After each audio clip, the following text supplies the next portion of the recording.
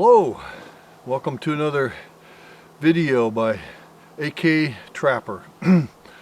This morning or today I'd like to talk to you a little bit about the Eskimo strap drill. Some call it the Inuit strap drill. I'd like to talk a little bit about its operations and how to use it and why things are the way they are with it. I have here a board and a drill that is designed, actually they use this on West Coast Alaska. It's a multiple hole system. The first hole, you start, actually the ember spills out onto a little shelf that's built into the board. And then after that one gets so deep it won't spill the ember anymore, you move back, make another hole, another hole, another hole. You just keep using the board. The drills and boards were very important to the peoples of the North. They didn't make a new set every time they needed a fire.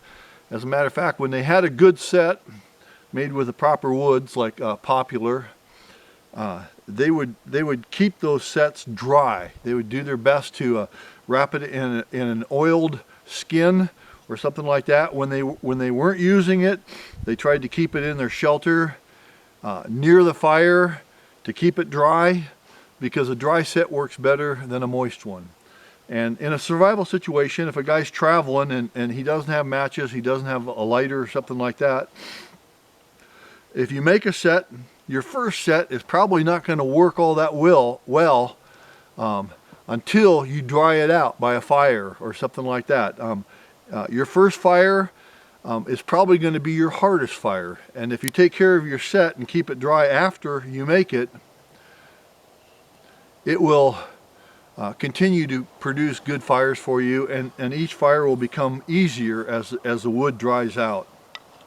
Now the advantage of the Inuit strap drill is that you can use cordage that's inferior, cordage that you can make using a reverse twist method, and cordage that will it'll last longer because it doesn't put the stress and strain on the cordage like a bow drill does.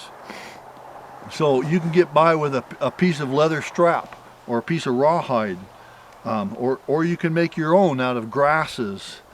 So I'll be demonstrating that too.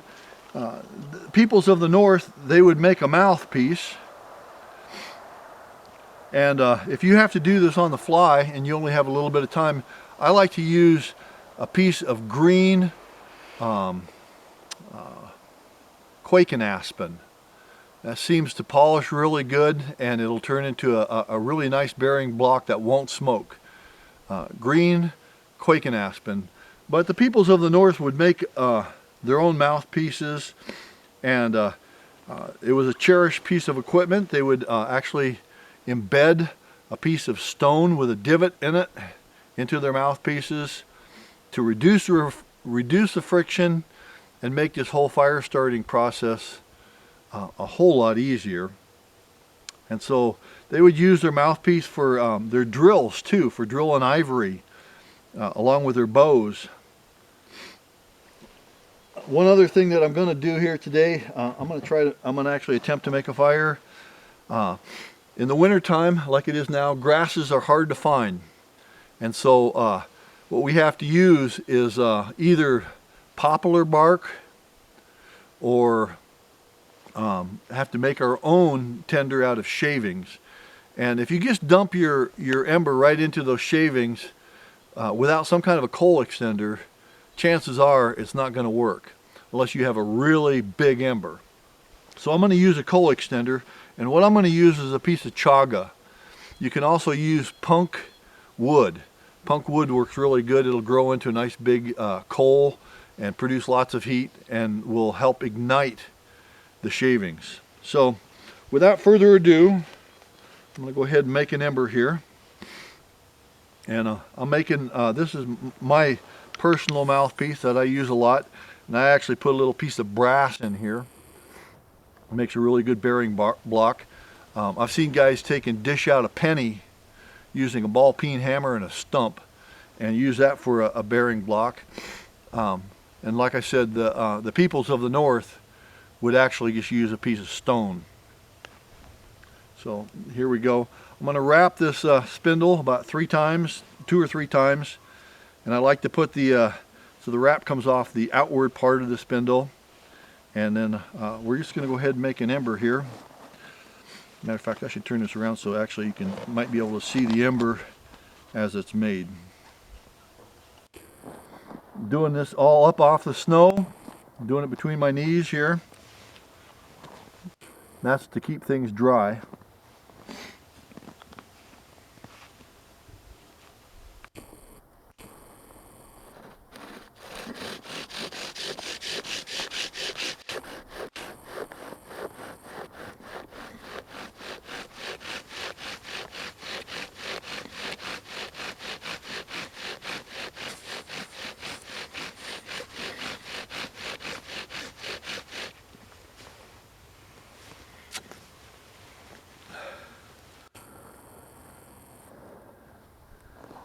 And we have smoke.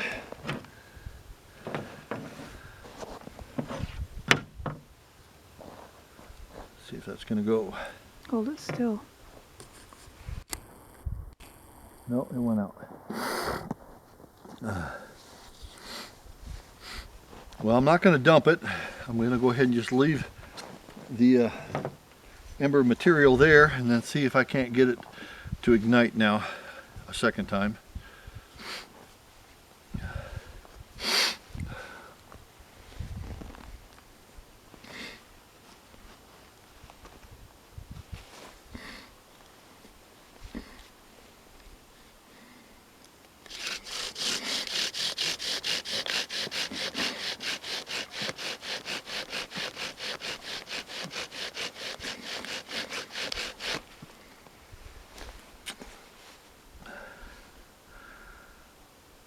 Will she go?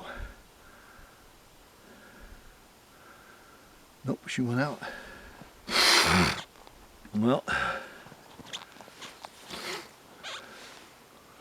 third time's a charm, right?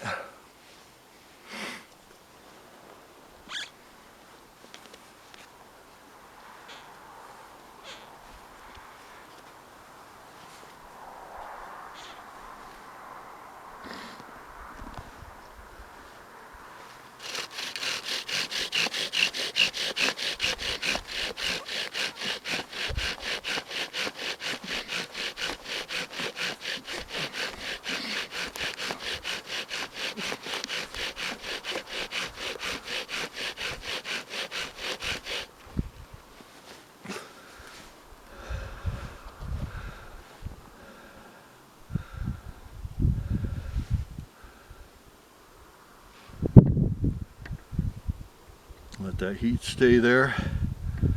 Looks like our smoke's going to continue this time. One thing's for sure, we're going to have a big ember now because I've made a lot of dust.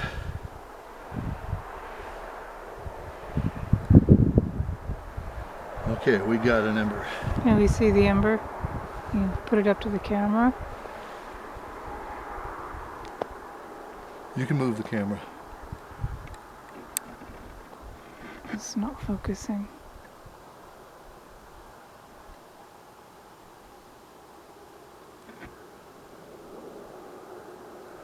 Got it?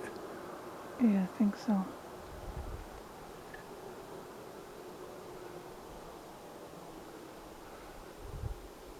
Alrighty.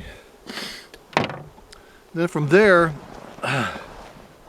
it's good to have a coal extender. And I think by far one of the best coal extenders is chaga. A piece of chaga. We have chaga in the Northland. But like I said before, if you don't have chaga, I found that the punk wood from cottonwood trees or poplar trees makes a really good coal extender as well. And what a coal extender does is it allows you to take this coal and grow it very large so it'll produce a lot of heat, because sometimes if you're just using wood shavings it's going to require more heat. than if you were using, say, like grasses. So let me just do that. Let me just connect this.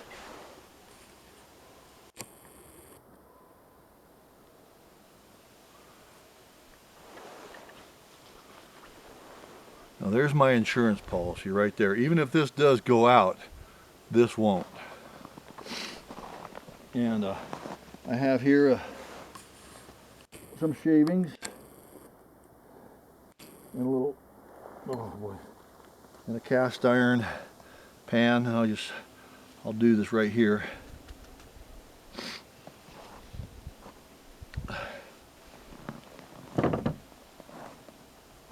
Now I'm going to put the coal extender in there too.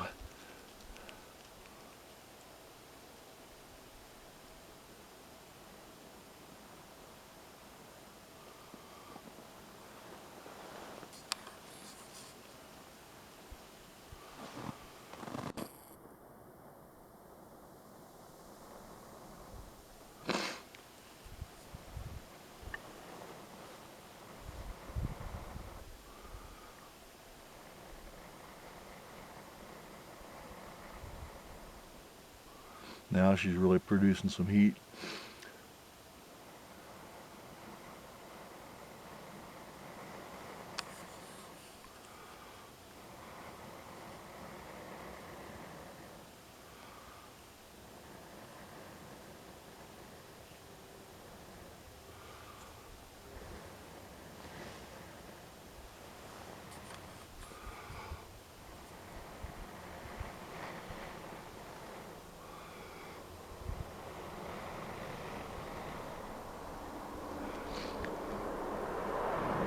There we go, fire.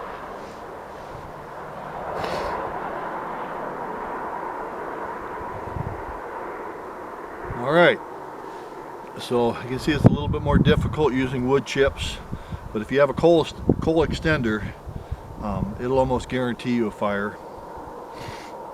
And so I hope you enjoyed this. Give some of my thoughts on it. And thanks for stopping by. Bye for now.